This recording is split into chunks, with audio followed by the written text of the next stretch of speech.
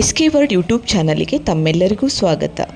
ಪೂಜ್ಯಾಯ ರಾಘವೇಂದ್ರಾಯ ಸತ್ಯಧರ್ಮರತಾಯ ಚ ಭಜತಾಂ ಕಲ್ಪವೃಕ್ಷಾಯ ನಮತಾಂ ಕಾಮಧೇನುವೆ.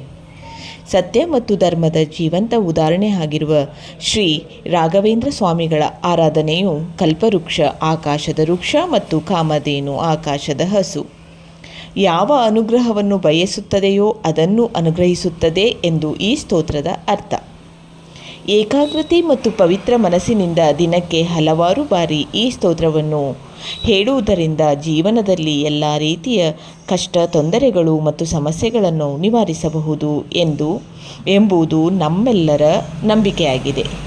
ಇಂದಿಗೂ ಕೂಡ ಶ್ರೀ ರಾಘವೇಂದ್ರ ಸ್ವಾಮಿಯ ಭಕ್ತರಾದ ನಾವೆಲ್ಲರೂ ಈ ಮಂತ್ರವನ್ನು ಜಪಿಸುತ್ತಿದ್ದೇವೆ, ಇದರ ಅನುಭವವನ್ನು ಅನುಭವಿಸುತ್ತಿದ್ದೇವೆ. ರಾಘವೇಂದ್ರ ಸ್ವಾಮಿಗಳ ಬಗೆಗಿನ ಆಸಕ್ತಿದಾಯಕ ವಿಚಾರಗಳನ್ನು ಹಾಗೂ ಪವಾಡಗಳ ಬಗ್ಗೆ ನಾನು ನಿಮ್ಮ ಜೊತೆ ಈಗಾಗಲೇ ಹಂಚಿಕೊಳ್ಳುತ್ತಿದ್ದೇನೆ. ಬನ್ನಿ, ಇದು ಒಂದು ಪವಾಡವನ್ನು ನೋಡೋಣ. ರಾಯರ ಮಠಕ್ಕೆ ಅತಿಥಿಯರ ಆಗಮನ ಆಗಿರುತ್ತದೆ. ಆಗ ಆ ಅತಿಥಿಯರ ಆಗಮನದಲ್ಲಿ ಶ್ರೀ ವೆಂಕಟನಾಥರನ್ನು ಸಮಾರಂಭದಲ್ಲಿ ಭಾಗವಹಿಸಲು ಆಹ್ವಾನಿಸಲಾಗಿರುತ್ತದೆ. ಅಲ್ಲಿ ಕೆಲವು ಅತಿಥೇಯರು ಮನೆಗೆಲಸದಲ್ಲಿ ಸಹಾಯ ಹಸ್ತವನ್ನು ಒದಗಿಸುವ ಮೂಲಕ ಅವರಿಗೆ ಆಹಾರವನ್ನು ಮಾಡಿಕೊಡಲು ವೆಂಕಟನಾಥರನ್ನು ಕೇಳಿಕೊಂಡರು. ಶ್ರೀ ವೆಂಕಟನಾಥ ಅವರು ತಕ್ಷಣ ಒಪ್ಪಿದರು ಮತ್ತು ಎಲ್ಲ ಅತಿಥಿಗಳಿಗೂ ಶ್ರೀಗಂಧದ ಪೇಸ್ಟ್ ತಯಾರಿಸಲು ಹೇಳಿದರು. ಶ್ರೀಗಂಧದ ಪೇಸ್ಟನ್ನು ಮಾಡಲು ರುಬ್ಬುವ ಚಪ್ಪಡಿಯನ್ನು ಬಳಸುವಾಗ ಅವರು ತಮ್ಮ ಮನಸ್ಸಿನಲ್ಲಿ ವೇದ ಮಂತ್ರಗಳನ್ನು ಮತ್ತು ಸ್ತೋತ್ರಗಳನ್ನು ಹೇಳುತ್ತಿದ್ದರು. ಅತಿಥಿಗಳು ತಮ್ಮ ದೇಹಕ್ಕೆ ಪೇಸ್ಟನ್ನು ಹಚ್ಚಿದಾಗ ಅವರು ಇದ್ದಕ್ಕಿದ್ದಂತೆ ಉರಿಯುವ ಸಂವೇದನೆಯನ್ನು ಅನುಭವಿಸಿದರು. ಇದರಿಂದ ಕೋಪಗೊಂಡು ವೆಂಕಟನಾಥರನ್ನು ದೂಷಿಸಿದರು.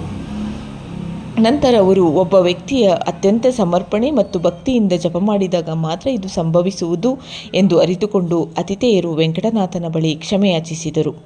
ಮತ್ತೆ ಶ್ರೀ ವೆಂಕಟನಾಥರು ಮತ್ತೆ ಶ್ರೀಗಂಧದ ಪೇಸ್ಟನ್ನು ತಯಾರಿಸಿದರು. ಆದರೆ ಈ ಬಾರಿ ಅವರು ವರುಣನಿಗೆ, ಮಳೆದೇವರು, ವೇದ ಮಂತ್ರವನ್ನು ಪಠಿಸಿದರು.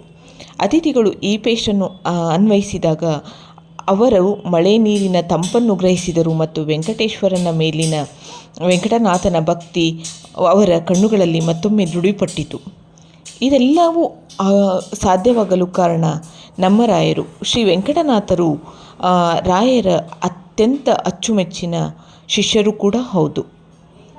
ನನ್ನ ಯೂಟ್ಯೂಬ್ ಚಾನಲನ್ನು ನೋಡಿದ್ದಕ್ಕೆ ಹಾಗೂ ಈ ಕಥೆಯನ್ನು ಕೇಳಿದ್ದಕ್ಕೆ ತಮ್ಮೆಲ್ಲರಿಗೂ ಧನ್ಯವಾದಗಳು. ನನ್ನ ಚಾನಲ್ನ ಹೊಸದಾಗಿ ನೋಡ್ತಿದ್ರೆ ಸಬ್ಸ್ಕ್ರೈಬ್ ಮಾಡಿ, ಲೈಕ್ ಮಾಡಿ, ಶೇರ್ ಮಾಡಿ. ಧನ್ಯವಾದಗಳು. ಎಲ್ಲರಿಗೂ ರಾಯರ ಆಶೀರ್ವಾದ ಸಿಗಲಿ ಎಂದು ನಾನು ಬೇಡಿಕೊಳ್ಳುತ್ತೇನೆ.